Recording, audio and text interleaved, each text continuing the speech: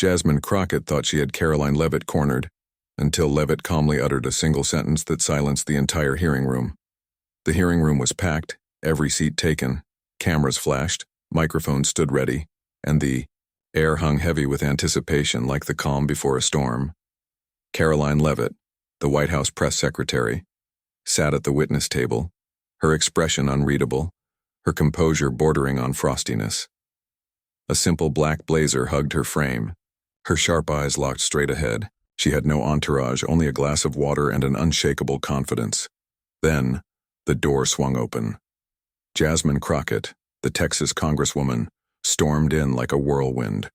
Her red blouse blazed, her gaze was as sharp as a blade. She didn't even glance at Leavitt. The cameras were already on her, she knew it. The House Oversight Committee chairman banged his gavel. The sharp crack echoed through the room. "The hearing on White House media accountability will come to order," he announced.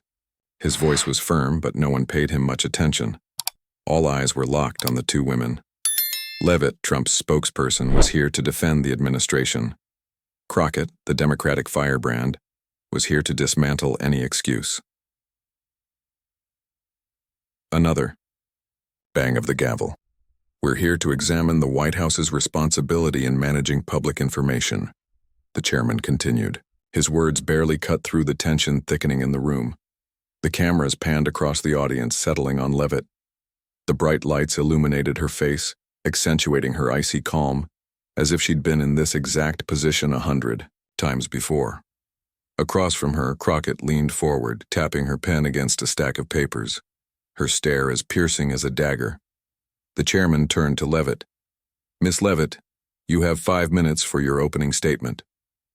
Leavitt adjusted her microphone. The faint hiss of feedback was the only sound before her voice rang out. Clear, steady, unwavering. "Thank you, Chairman and members of the House Oversight Committee," she began. "I'm not here to apologize or make excuses. President, Trump's administration believes in one simple principle. The American people have the right to speak. It is not our job to silence them, on X or anywhere else. We let them express themselves freely, whether you agree with them or not." She cast a quick glance at Crockett, a flicker of challenge in her gaze, but her composure remained unbroken. The room fell into a stunned silence. Leavitt continued, her voice sharp and deliberate. "The White House doesn't control the narrative. We don't need to.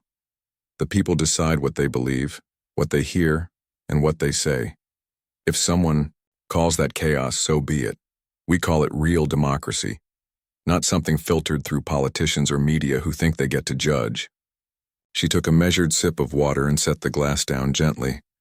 "I know I'll be grilled today, I'm ready, but don't expect me to apologize for letting Americans be free."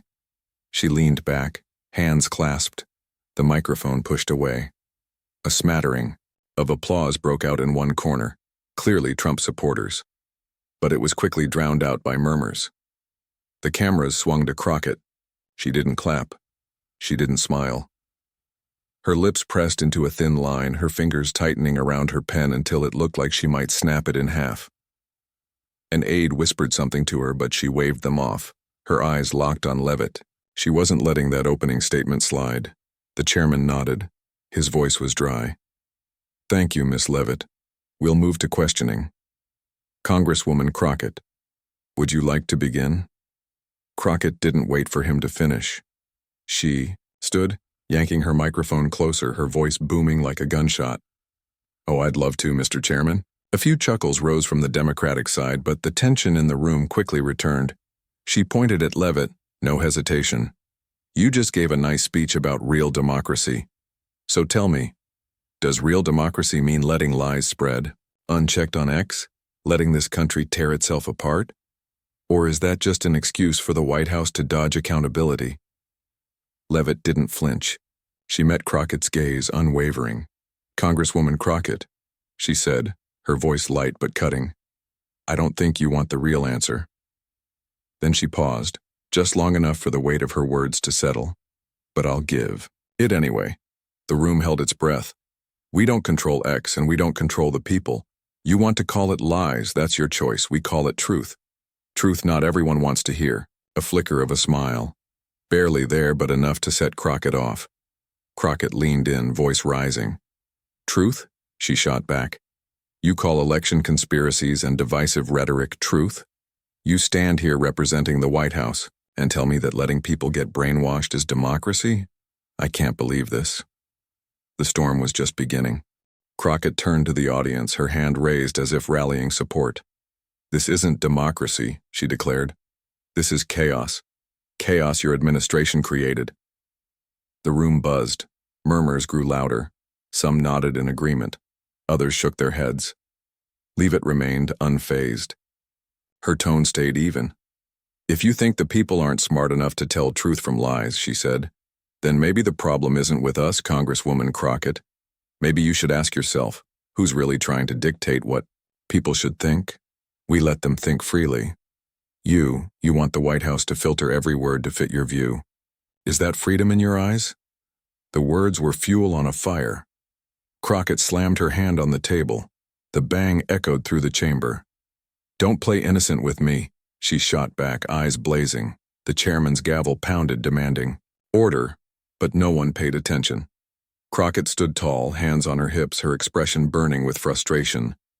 Across from her, Leavitt sat still, her face unmoved, as if Crockett's fury was nothing more than a passing breeze.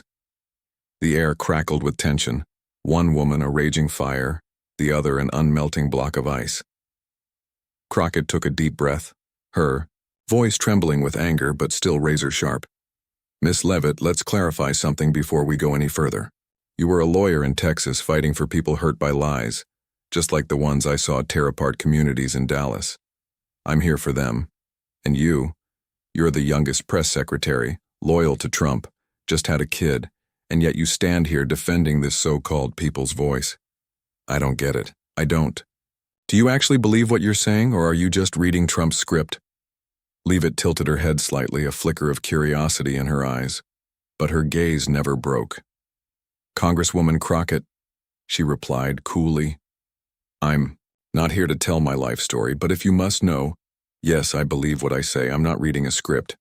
I speak because this administration believes Americans don't need someone holding their hand through every word on X. Crockett scoffed, the sound cutting through the microphone. Believe it then, she challenged. Let me ask you straight. Do you know what the White House leaves on X? Posts about election fraud? Anti-immigrant rants? You call that the people's voices? That's not free speech, that's lies, chaos, the very thing tearing this country apart. And you, Miss Leavitt, stand there with that blank expression acting like you're blameless? Leavitt didn't smile. She adjusted the microphone, then answered, Congresswoman Crockett, you can call it whatever you want, but we don't write those posts, the people do. If you don't like the content, the issue isn't us, it's the very people you represent. What they think, what they say, that's not something the White House can or should control. Her voice was calm, but each word cut through Crockett's argument like a blade. Crockett slammed her hand down again, startling a few onlookers. Don't dodge me, she yelled, pointing straight at Leavitt. You know what those lies cause. People believe the election was stolen. People threaten violence, and you just sit there and call that democracy? I'm not buying that excuse. You're Trump's puppet, letting him and his cronies weaponize X. The room erupted. Murmurs spread across the gallery. Some Democratic lawmakers nodded in agreement. Republicans shook their heads. Leavitt didn't budge. Her gaze remained locked on Crockett. Puppet? She repeated, a trace of mockery in her tone. But her composure never wavered. Congresswoman Crockett, I don't run X. Neither does the White House. If you think the people are a weapon just because they say things you don't like, maybe you're the one who doesn't trust them. Who do you want to silence, Trump? Or your own voters? Crockett leaned into the mic, her voice rising to a near shout. Don't act noble with me. I'm not silencing anyone. I want you and the White House held accountable. Those posts aren't voices, they're hate, violence, the very thing turning Americans against each other. You think you're clever, sitting there playing innocent, but I see right through it. You're enabling chaos. For the first time, Leavitt raised an eyebrow, a flicker of reaction. But she quickly regained her cool. Hate or not, Congresswoman Crockett, she said, her voice sharpening. I don't decide that, and neither do you. She leaned in, slightly. You want the White House to censor every post on X? Fine. But don't be surprised when the people turn on you. They don't like being treated like children who need babysitting. Crockett fired back instantly, hand raised as if to drown out Leavitt with sheer force. I'm not babysitting anyone. I'm protecting them from the lies you let spread. Do you even understand the consequences? People believe conspiracies.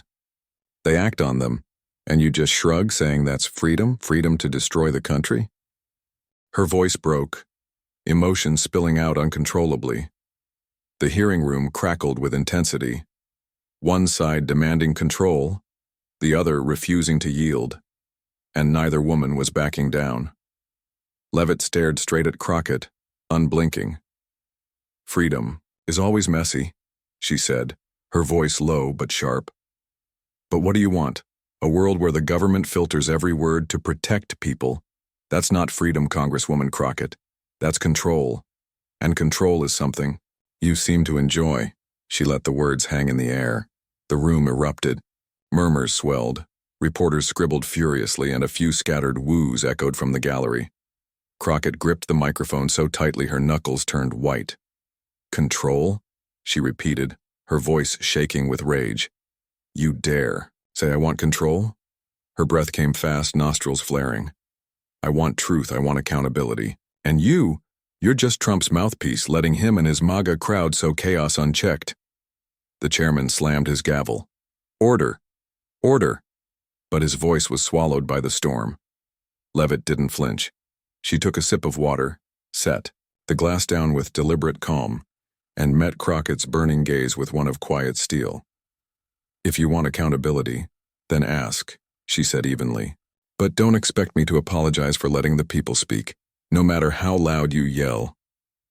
Crockett slammed her hand on the table. Papers trembled. I'll scream until you take responsibility, she roared, her face flushed. Out in the world, social media was on fire. Crockett vs. Leavitt climbed the trending charts. Clips of Leavitt's icy rebuttals spread like wildfire. Inside the hearing room, the tension thickened. The sound of Crockett's hand hitting the table still echoed, but Leavitt remained composed, her hands lightly clasped, her gaze locked onto Crockett as if the fury couldn't touch her. The chairman pounded the gavel again. I demand order, but the demand was a whisper in the chaos. Crockett's eyes were bloodshot. Her fingers dug into the microphone, voice trembling but sharp as a blade. Miss Leavitt, I'll ask one last time. Are you going to take responsibility for the lies on X, or will you keep pretending you're just a bystander? Leavitt tilted her head slightly, considering. Then she pulled the microphone closer. Congresswoman Crockett, she said, voice steady, emotionless. I'm not responsible for what the people say. I'm responsible for ensuring they can say it. You want to blame someone? Blame freedom, but don't expect me to stand here and apologize for not silencing them. She leaned forward slightly, her eyes never leaving Crockett's. Crockett fired, back instantly, her voice high, sharp, like it could punch through the walls. Freedom? You call that freedom when people believe the election was stolen? When they threatened to kill each other over posts on X? Posts you let slide? That's not freedom, it's chaos, and you're enabling it. She pointed straight at Leavitt, her finger trembling with anger. You stand there representing the White House and you say it's fine to let people be misled? I can't accept that. The room buzzed with energy. The audience leaned forward. Reporters scribbled furiously. A few Democratic lawmakers nodded in approval. Leavitt didn't blink. She met Crockett's glare with sharp, unflinching calm. Congresswoman Crockett, she said, her voice lower, firmer. You keep talking about people being misled, but who's really trying to impose their thoughts on others? We let people think for themselves. You want the White House to censor every word to fit your narrative. Is that freedom in your eyes? Crockett's face burned red. Don't twist my words, she screamed. I don't want censorship. I want you to be accountable. Those lies have consequences. People die. Communities fall apart. And you just shrug and call that democracy? She shook her head, breath ragged. You think you're so clever, but I see right through it. You're hiding behind freedom to protect Trump. Leavitt pulled the microphone even closer, her voice still even, sharpened to a blade. Congresswoman Crockett, I'm not hiding behind anything. I'm standing right here, in front of you, in front of this nation. She let the words settle before adding, but if you want to talk about consequences, look at yourself.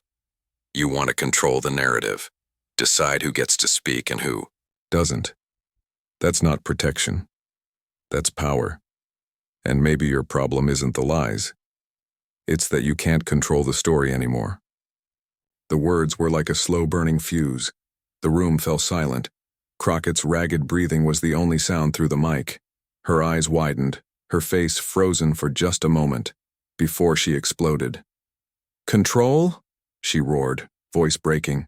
Her hand shot out, finger trembling as she pointed at Leavitt, as if she might charge. "You dare say I want control?" Her voice cracked with fury. "You're gaslighting this entire Congress.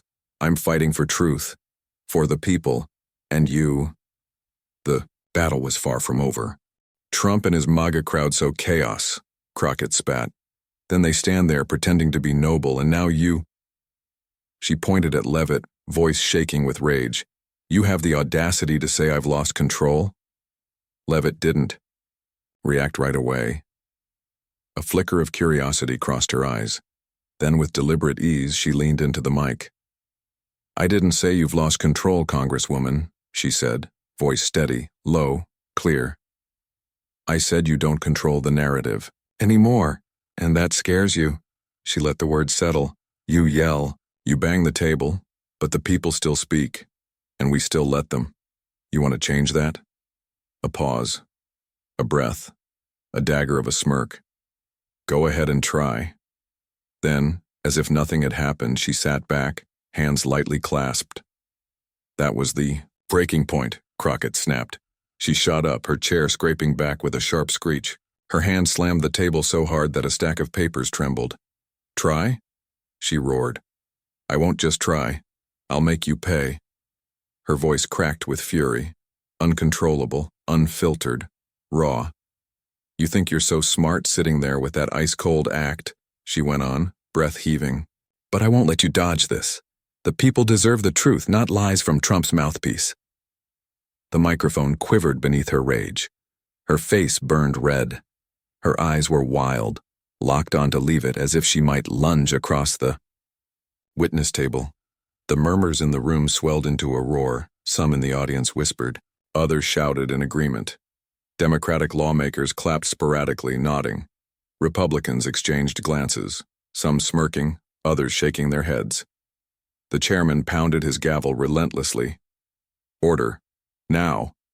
But no one listened. Leavitt remained perfectly still, not smiling, not moving, just watching. Her eerie calm only fueled the fire. "You want the truth?" Leavitt's voice cut through the chaos like a knife. "The truth is, the people are still speaking and you can't stop them." The words landed like a final blow. Crockett screamed, "You're manipulating all of us." But her voice drowned in the chairman's frantic gavel strikes and the storm of voices from the stands. "I demand order. Immediately," the chairman barked, but his command was swallowed by the sheer force of the moment. The hearing room was no longer a debate. It was a battlefield. The audience leaned in. Some stood. Reporters scribbled wildly. Cameras whipped between the two women, capturing every second. Crockett looked like she wanted to lunge. Her fingers twitched against the table, but she didn't move. She just stood there, breathing hard, staring Leavitt down with uncontainable fury. An aide touched her shoulder, whispering something. She shoved them off, never breaking eye contact. She had just lost control, and the entire nation had watched it happen.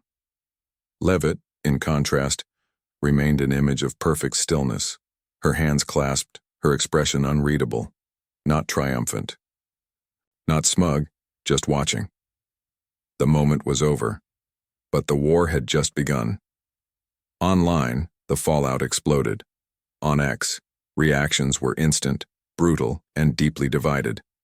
One post surged to the top. Leavitt just knocked out Crockett without raising her. Voice, "She's a legend." Thousands of likes. A meme underneath. Leavitt, sitting motionless, captioned, when you win without trying. Trump supporters hailed her as steel, ice, unbreakable. This is the spokesperson we need. Meanwhile, Crockett's supporters fought back. Crockett's fighting for truth. Leavitt is just a mouthpiece for Trump's lies. The post was shared endlessly, paired with a clip of Crockett slamming the table, captioned, "She's speaking for us." On TikTok, the divide only grew. One viral video. Leavitt sitting coolly, text overlay reading, "Peak confidence." Cold, but blazing. Another, Crockett, mid-roar, captioned, "When you're fed up with lies, she's the queen." Even Instagram influencers joined in. One story showed Leavitt's face with the words, "Nothing shakes her." Another, Crockett pointing, aggressively captioned, "The last real fighter in Congress."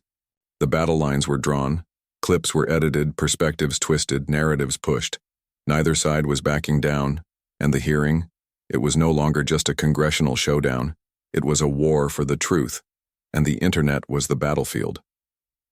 The showdown wasn't just a hearing anymore. It was a movement. A viral TikTok reenactment took over social media.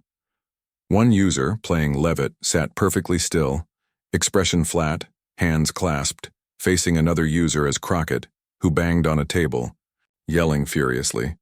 The video hit 1 million views in the first hour. Comments flooded in, Crockett's fierce. Leavitt's the boss. It was no longer about politics. It was fire versus ice, passion versus control. Everyone picked a side. Mainstream media joins the war. CNN aired the footage. A commentator analyzing, "Crockett showed rare courage. She's not afraid to confront power." But Leavitt, with that eerie calm, she turned Crockett's anger into a weakness. Fox News countered, "Leavitt just taught Congress a lesson in control." Crockett yelled, "Leavitt won," without even raising her voice. On MSNBC, a pundit fired back, "Crockett embodies the people's outrage. Leavitt, just Trump's megaphone." Meanwhile, Newsmax praised, "She's the future of the GOP, cool, sharp, unflinching." The online frenzy Twitch streamer shouted mid-broadcast, "This is the fight of the century, fire versus ice, and I'm betting on ice." A popular podcaster dropped an emergency episode. Leavitt didn't just win. She redefined what a spokesperson can be. Crockett's passionate, but passion couldn't break her. Local newspapers took sides. A Texas outlet declared, "Crockett is fighting for the voters." A New Hampshire paper countered, "Leavitt is a rising star." Every media outlet from TV to radio dissected every glance, every breath, every word. Behind closed doors, Karoline Leavitt stepped into the hallway, her heels clicking against the marble floor. Reporters swarmed, microphones. Raised questions fired, she glided past without a word. Her sharp gaze never lingered. She turned into a small third-floor office. Inside, waiting with a coffee in hand, was Elise Stefanik, Trump ally and newly appointed UN ambassador. The door clicked shut, sealing out the chaos. Stefanik smirked, voice warm but knowing. "You did great, Karoline." Crockett screamed, "But you didn't flinch."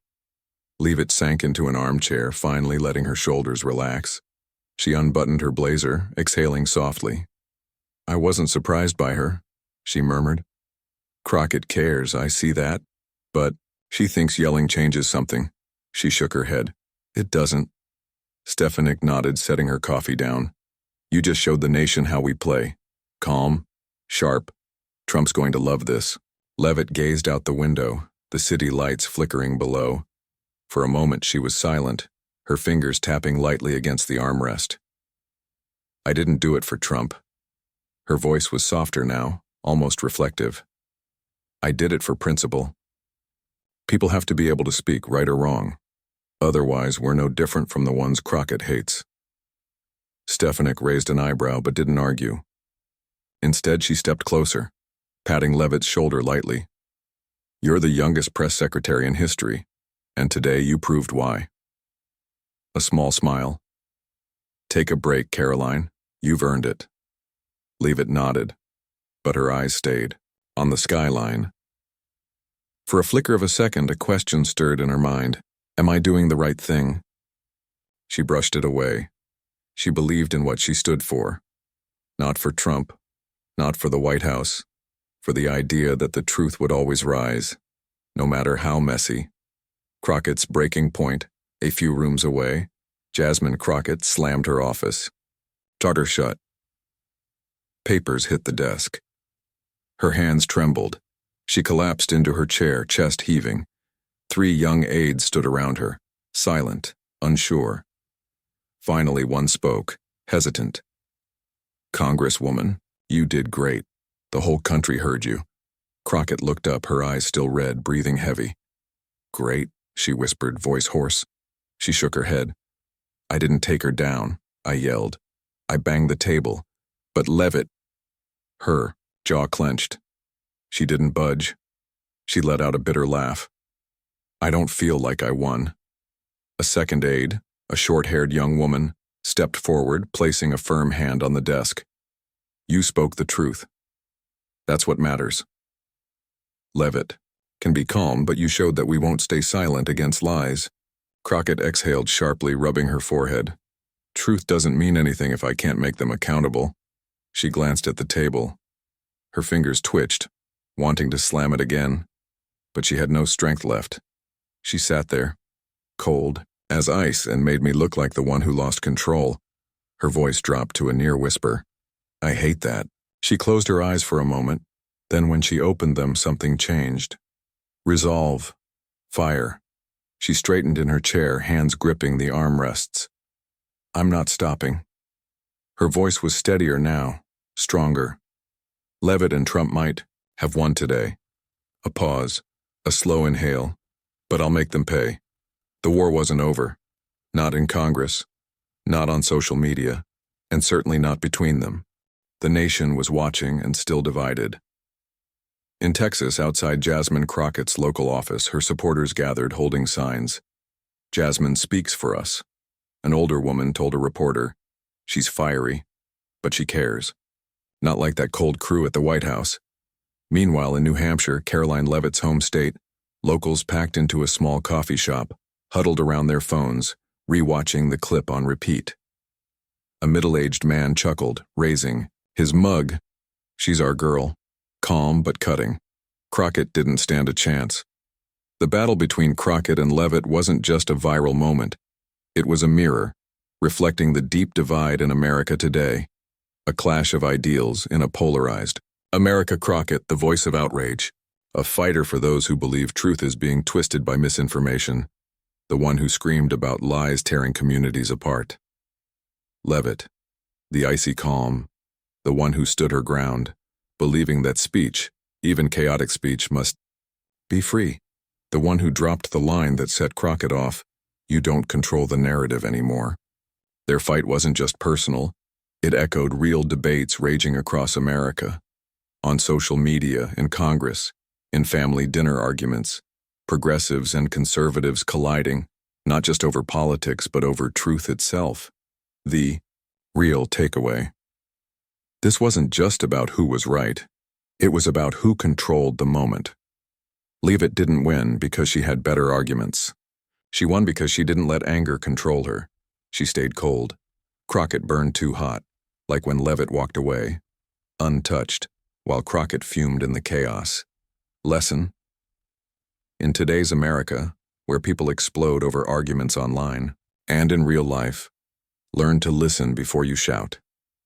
Stand firm in your beliefs, but don't let emotions cloud your reason. Crockett wasn't wrong to care, but she lost her edge the moment she lost control. So, argue with passion. Fight for what you believe. Just don't let the fire burn you down. For more fire and ice political battles like Crockett vs. Leavitt, hit that subscribe button now. Thanks for watching. See you in the next video. More drama incoming.